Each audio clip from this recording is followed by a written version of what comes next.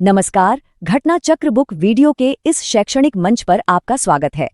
हमारा उद्देश्य है ज्ञान को सरल, स्पष्ट और सुलभ रूप में आप तक पहुंचाना। आइए आरंभ करते हैं अध्ययन और सफलता की इस यात्रा को। क्या कभी सोचा है कि हम जो शब्द हर रोज इस्तेमाल करते हैं उनमें कितने गहरे राज छुपे हो सकते हैं?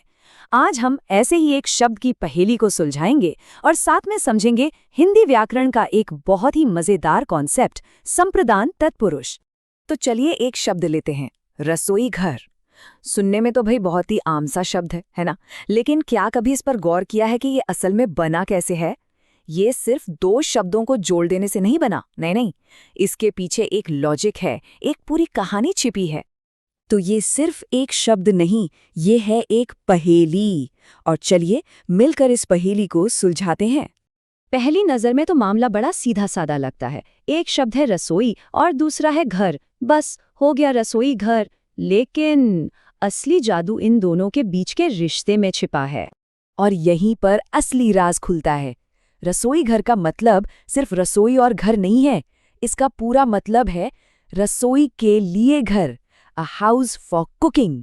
देखा, ये जो छोटा सा फ्रेज है ना, के लिए, यही इन दोनों के बीच में छिपा हुआ था। यही है वो जादुई फ्रेज, के लिए। सोचिए, ये एक तरह का ग्रामर वाला गोंद है जो इन दोनों शब्दों के मतलब को आपस में जोड़ता है। पर मजे की बात यह है कि जैसे ही रसोई घर शब्द बनता है, ये गोंद गायब हो जाता है। और यही है इस पूरी पहेली की चाबी।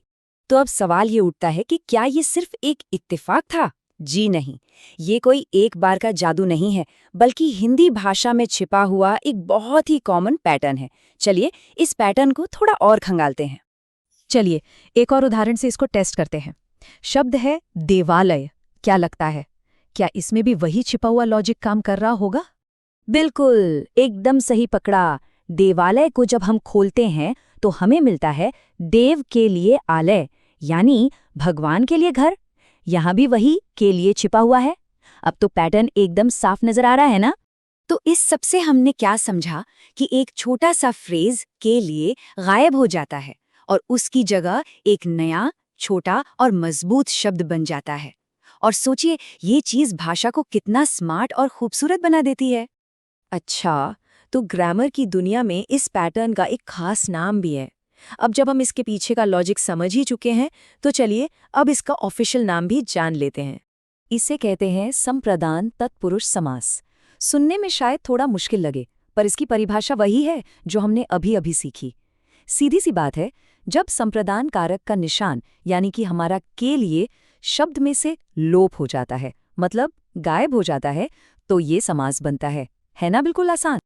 चलिए अब फटाफट कुछ और एग्जाम्पल्स देखते हैं, इससे ये नियम दिमाग में एकदम पक्का बैठ जाएगा।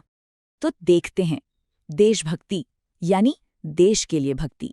विद्यालय मतलब विद्या के लिए आलय। हथकड़ी, हाथ के लिए कड़ी। सभा भवन, सभा के लिए भवन। और कृष्णार्पण, कृष्ण के लिए अर्पण। अरे वाह, हर एक शब्द में वही पैटर्न, वही छिपा हुआ के लिए। तो अब सवाल ये है कि किसी भी शब्द को देखकर इसे पहचाने कैसे? घबराइए नहीं, इसका भी एक बहुत ही आसान तरीका है। एक तरह का फॉर्मूला समझ लीजिए। तो ये रही हमारी 4 स्टेप की सिंपल सी गाइड। स्टेप 1, कोई भी कंपाउंड वर्ड यानी सामासिक शब्द देखिए। स्टेप 2, उसके पूरे मतलब के बारे में सोचिए। स्टेप 3, खुद से सवाल कीजिए, क्या इसके अंदर के लिए छिपा हुआ है? और स्टेप 4, अगर जवाब हाँ है तो बस कंग्रेचुलेशंस, वो संप्रदान तत्पुरुष है। तो कुल मिलाकर इस पूरी बातचीत का निचोड़ क्या है? बस एक बात याद रखिए, के लिए का छिपा हुआ मतलब ही इसकी असली चाबी है।